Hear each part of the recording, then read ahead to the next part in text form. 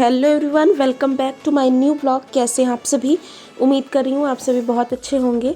तो आप ये जो वीडियो देख रहे हैं ये 1-2 दिन पहले की ही वीडियो है। सुबह सुबह मैं लग गई हूँ किचन में और तैयारी हो रही है यहाँ पे लंच बनाने की। और लंच में मैं बना रही हूँ आलू गाजर और मटर की सब्ज़ी। तो यूजुअली जो है गाजर मैं सब्जियों में बहुत कम डालती हूँ क्योंकि ये स्लाइट स्वीट सा टेस्ट देती हैं। तो कभी कभी नहीं अच्छा लगता लेकिन कभी कभी अच्छा लगता है। और ऐसी वाली गाजर जो बहुत ज़्यादा पतली पतली सी नहीं होती हैं, जो बहुत ज़्यादा मीठी नहीं होती, उनको आप सब्जियों में यूज़ कर सकते हैं। उनका टेस्ट अच्छा आता है। अच्छे से मसाला वगैरह डाल दो और मिर्ची की क्वांटिटी थोड़ी सी ज़्यादा करो तो वो स्वीटनेस नहीं देंगी। तो बस वही वाली सब्ज़ी मैं यहाँ पे बना रही थी। और जैसे कि बाकी सारी सब्जियां बनाती हूँ मैं वैसे ही बना रही हूँ। तेल में सबसे पहले प्याज लहसुन मिर्ची को छोटा छोटा सा कट करके अच्छी तरह से फ्राई कर लिया था। उसके बाद ये कटे हुए आलू गाजर और मटर डाल दिए थे। उनको थोड़ा सा फ्राई कर दिया था, ढक दिया था। तुरंत ही मैंने नमक नहीं डाला था और थोड़ा सा 20% तक जब ये सब्जियां कुक हो जाए तब मैंने इसका लिड हटाया था। और इसमें मैंने वही रूटीन के मसाले हल्दी मिर्ची धनिया का पाउडर, थोड़ा सा सब्जी मसाला यही डाला है और उसको मैं चला दे रही हूँ। इसमें आपको टमाटर भी डालना है क्योंकि ये खट्टी सी सब्ज़ी बनती है। और टमाटर लेकिन अभी थोड़ी सी देर में डालेंगे क्योंकि अगर टमाटर पहले डाल देते हैं ना किसी भी सब्ज़ी में तो बाकी चीज़ें होती हैं वो थोड़ी सी कड़ी कड़ी सी रह जाती हैं। तो आपको थोड़ा सा लास्ट में ही डालना है और बीच में इस तरह से जगह करके डाल दो। और जब सब्ज़ी पक जाए तब आप इसको पूरी सब्ज़ी में मिक्स कर दीजिए। और यहाँ पे रोटियाँ भी बना ले रही हूँ, आटा मैंने लगा लिया था।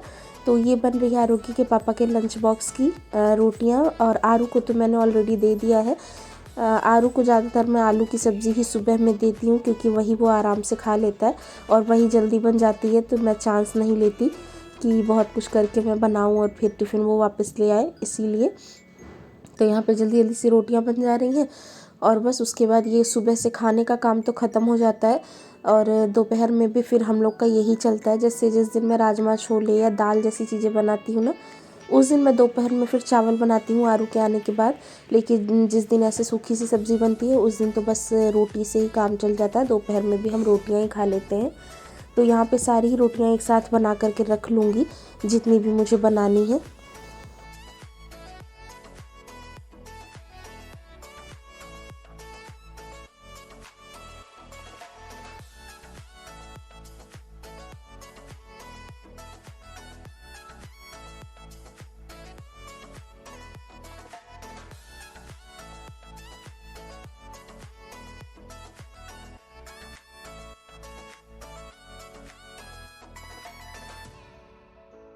तो सुबह वो सब करने के बाद फिर डायरेक्ट मैं आपसे मिल रही हूँ यहाँ पे शाम में।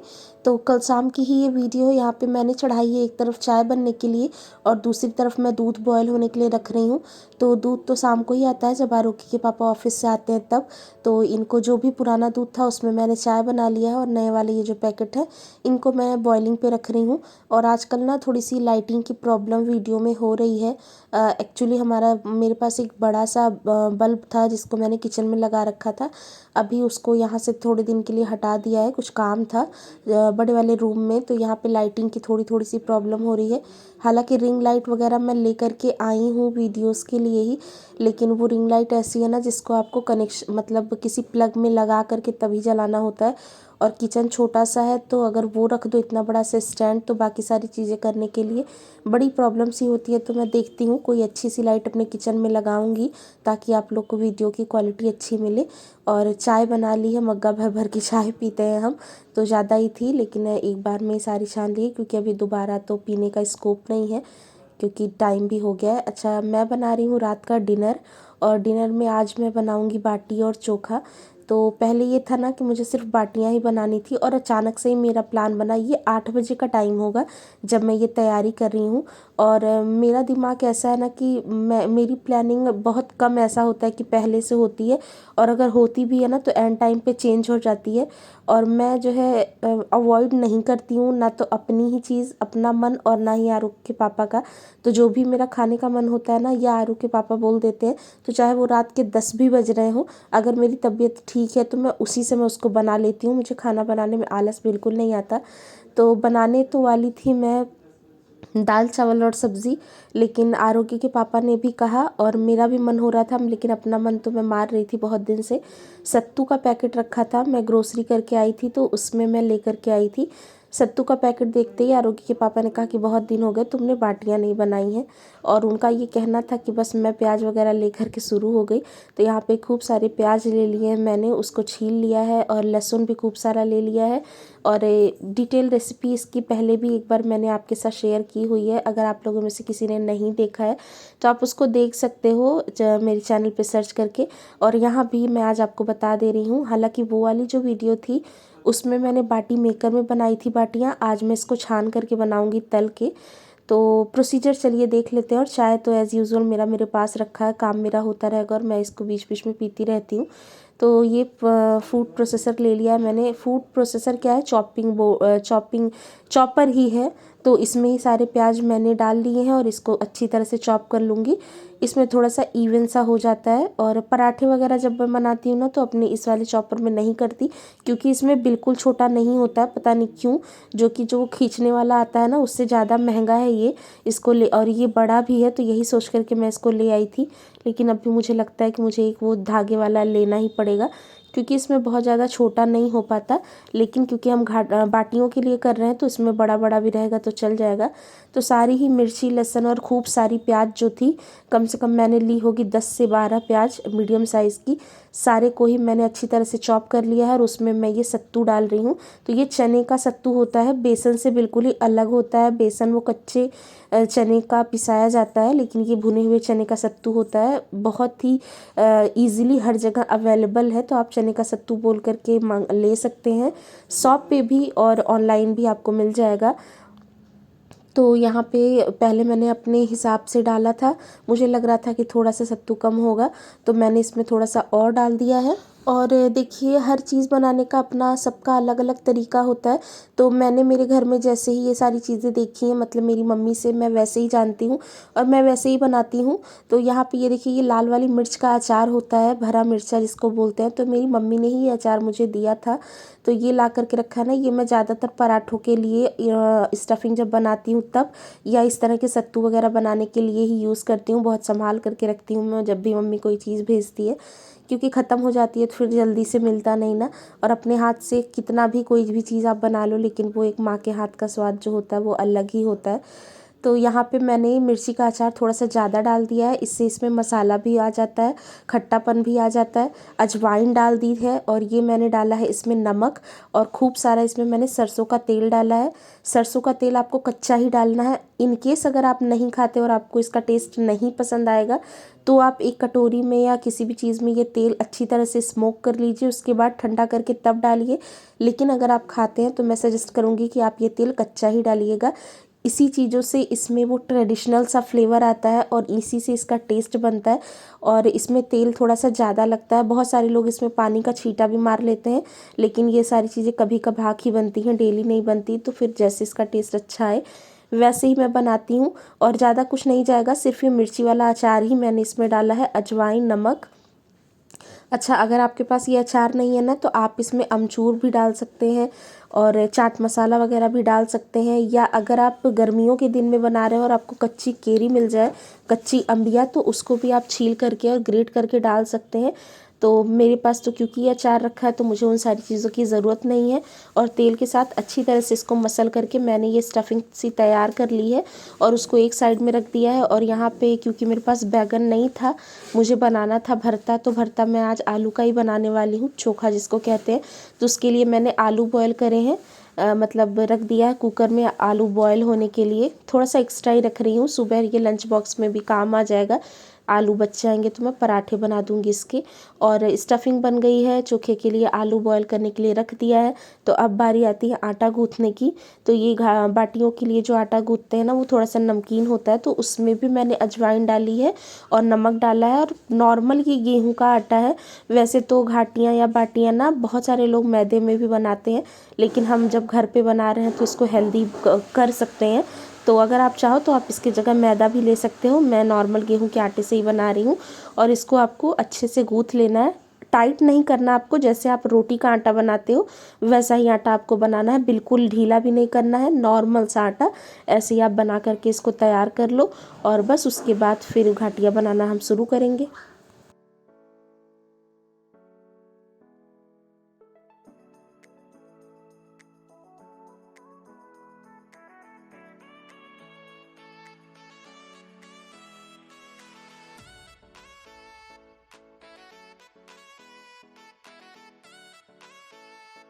तो आटा भी मैंने लगा करके देखिए रख लिया है। और यहाँ पे थोड़े से बर्तन रह रहे थे, ये कुकर था, इसमें सुबह का कुछ रखा हुआ था तो इसको भी मैंने धो करके रख दिया है। तो ऐसे इक्का दुक्का बर्तन ना मैं अपने धोते रहती हूँ ताकि मेरी सिंक जो है खाली रहे, ज़्यादा दिक्कत ना हो, नहीं तो इकट्ठा आपको बर्तन वॉश करने पड़ते हैं ना तो दिक्कत होती है। और यहाँ पे बर्तन भी फटाफट से धुल लिया। और उसके बाद मेरे इतनी देर में ना आलू भी बॉयल हो गए थे, आटा तो मैंने गूँथ ही लिया है आपने देखा। तो अब चोखा बनाने की और तैयारी शुरू करेंगे। तो इसमें ना भुने हुए बैंगन डालूंगी, सॉरी बैंगन कह रही हूँ, टमाटर डालूंगी मैं। अच्छा, अगर आपको अपने इस वाले चोखे में ना भरते में मतलब बैंगन भी डालना है तो इसी टमाटर के साथ आप बैंगन को भी भून लीजिए अच्छी तरह से। और वो वाली रेसिपी भी मेरे चैनल पे है तो आप अगर चाहो तो देख सकते हो। तो बैंगन तो मेरे पास था नहीं और इतनी रात में कोई जाने को तैयार भी नहीं था, तो इसलिए मैंने टमाटर से ही बनाया इसको। तो टमाटर भी रख दिए हैं मैंने भुनने के लिए, 2 मीडियम साइज़ के अच्छे से पके हुए टमाटर आपको ले लेने हैं। और ये प्याज लहसुन मिर्ची मैं काटूंगी चोखे के लिए। तो प्याज को ना इसमें से छोटा छोटा सा मैं कट कर रही हूँ, क्योंकि चॉपर एक बार मैंने धो करके रख दिया ना, तो अभी मैं चॉपिंग बोर्ड का यूज़ कर रही हूँ। तो ये सारी चीज़ें आपको महीन महीन से चॉप कर लेनी है।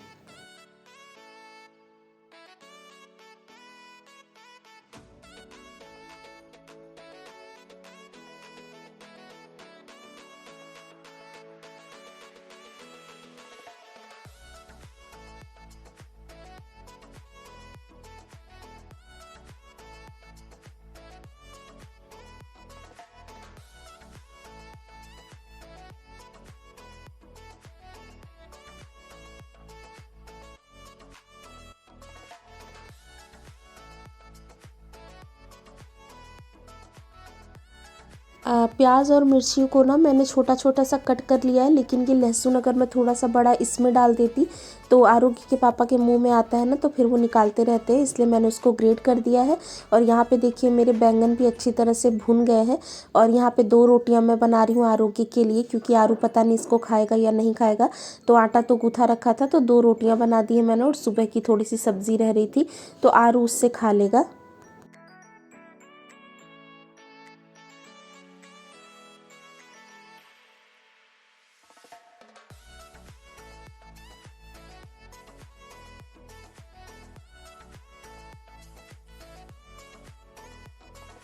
तो देखिए यहाँ पे आरोग्य को भी दे दिया है मैंने खाना, आरोग्य के पापा उसको खिला देंगे। और अब मैं आई हूँ यहाँ पे आलूओं को छीलने। तो आलू ये बिल्कुल गरम गरम ही है और मैं इनको छील रही हूँ। ठंडा करने का भी इंतज़ार मैं कर सकती थी, लेकिन क्योंकि देर हो रहा था तो मैं ऐसे गरम गरम में ही छील रही हूँ। और पानी इसमें ठंडा मैंने इसलिए नहीं डाला ना, क्योंकि छोटे छोटे से आलू थे, पकते पकते थोड़े से फट गए थे। और अगर अब मैं इसमें पानी मिला देती ना तो उसमें पानी पानी हो जाता और फिर बिल्कुल ही बेकार हो जाता है।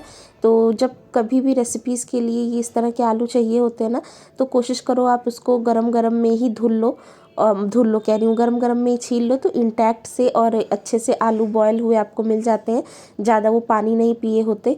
और आधा आलू निकाल करके मैंने रख दिया है, नेक्स्ट डे किसी रेसिपी में काम आ जाएगा, क्योंकि बॉयल आलू फ्रिज में रहते हैं तो बहुत सारी चीज़ें बन जाती हैं। और आधा ले लिया है, मतलब 8 से 10 आलू ले लिए हैं मैंने यहाँ पे भरता बनाने के लिए। तो गरम गरम में ही फोक की हेल्प से मैं इसको देखिए इस तरह से फोड़ ले रही हूँ। इस तरह से फोड़ लेने से सही है, हाथ से भी फोड़ लोगे तो अच्छा ही रहेगा। तो एक थोड़ा सा बड़ा थोड़ा सा छोटा सारी तरह के पीसेस आपको मिल जाते हैं, लेकिन गरम है तो मैंने इस तरह से फोक का इस्तेमाल करा है। और इन सारी चीज़ों को मतलब भी जो मैंने अभी कट करा था ना, उसको भी अभी इसमें मिक्स करना है। तो आलू तो फोड़ लिए हैं और ये टमाटर जो है ना, इनको मैं छील ले रही हूँ। छील करके इसकी स्किन आप उतार दीजिएगा, लेकिन आप अगर ये जैसे थोड़ा थोड़ा सा जो काला काला सा लगा है ना, तो इसको छुड़ाने के चक्कर में आप इसको धोइएगा मत, क्योंकि इसको हम भूनते ही हैं इसीलिए, ताकि इसमें वो स्मोकी सा फ्लेवर आए, जैसे आग पे कोई चीज़ भून करके बनाई जाती है। और अगर आप इसको धो देंगे ना तो उसका ये जो स्मोकी सा फ्लेवर होगा वो निकल जाएगा, फिर इसको भूनने का कोई फ़ायदा नहीं मिलेगा आपको। तो थोड़ा बहुत अगर इसमें ये काला वाला लगा है ना तो कोई दिक्कत नहीं, इससे टेस्ट अच्छा ही आता है। और यहाँ पे देखिए क्या हुआ टमाटर मैंने क्योंकि गरम गरम है ना तो इसको फोड़ने में भी दिक्कत हो रही है, लेकिन मैं अपने काम जल्दी जल्दी निपटा रही हूँ। और हाथों की हेल्प से ही काटना नहीं है इसको, हाथों की हेल्प से इस तरह से फोड़ करके आप इकट्ठा कर दीजिए। और उसके बाद बाकी जो सारी चीज़ें रख रखी हैं कट करके, प्याज वगैरह, वो सब भी आप इसमें मिक्स कर दीजिए।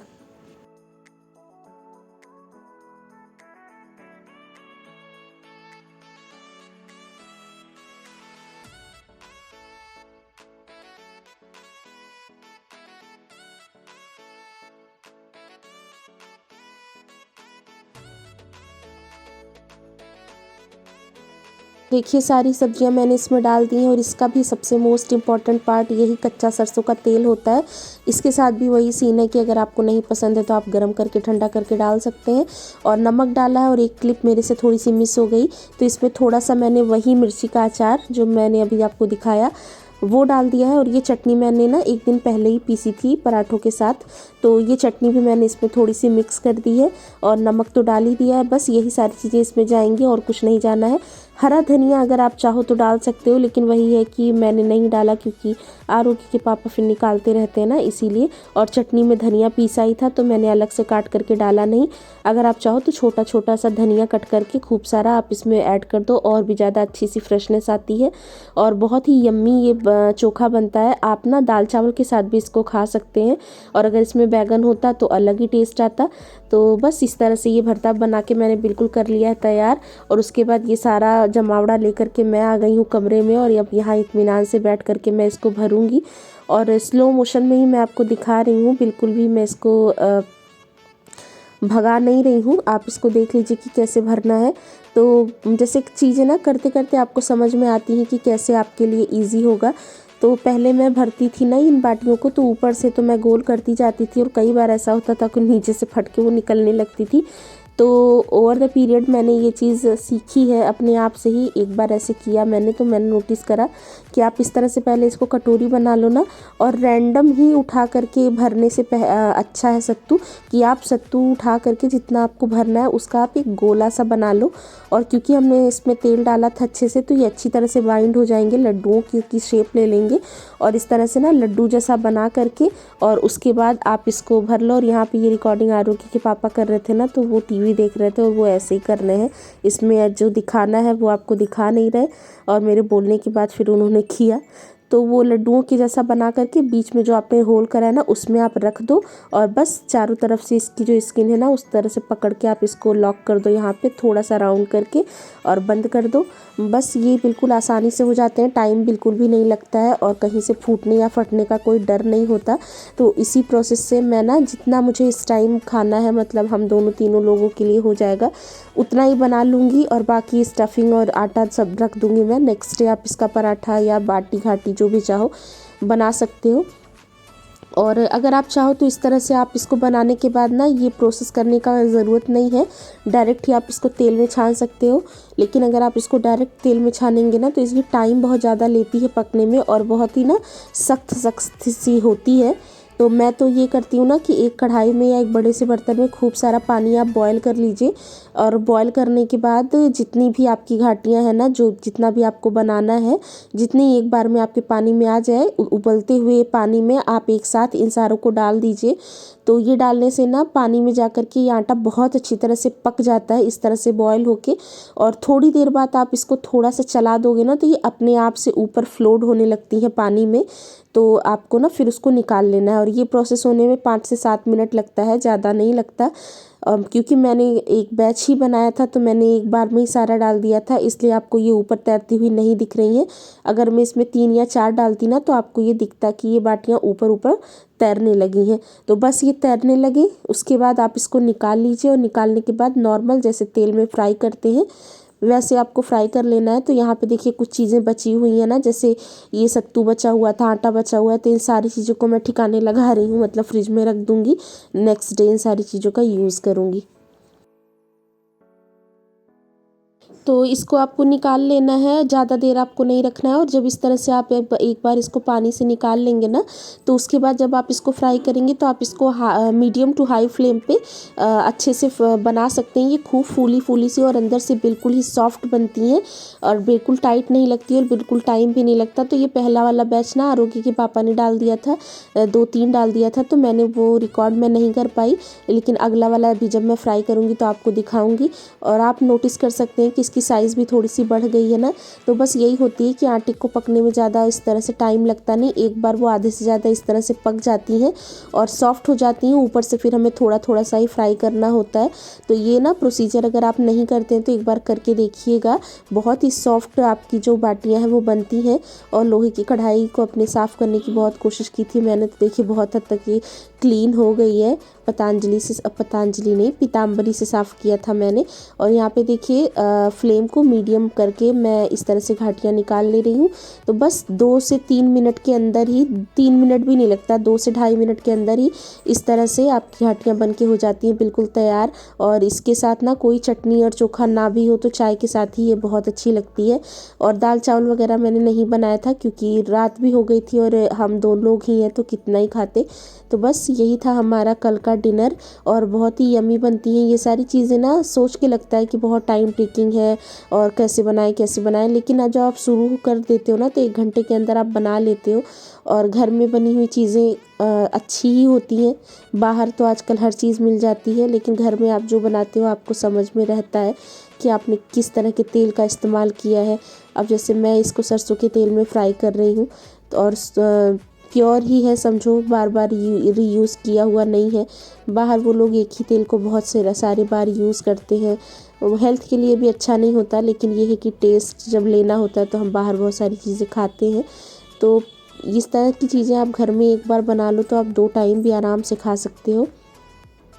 तो मैं भी कल इस तरह से बना लिया, लगभग 10:30 बजे तक हमारा डिनर वगैरह हो गया था और ये सारी चीज़ें कर ली थी। और स्टफिंग वगैरह तो आपने देखी रखी ही है। तो नेक्स्ट डे फिर मैं उसके पराठे बना लूँगी। तो जैसे आप आलू वगैरह के पराठे बनाते हैं ना, ऐसे ही सत्तू के पराठे भी बिल्कुल सिंपल तरीके से बन जाते हैं, उसमें भी कुछ करना नहीं होता।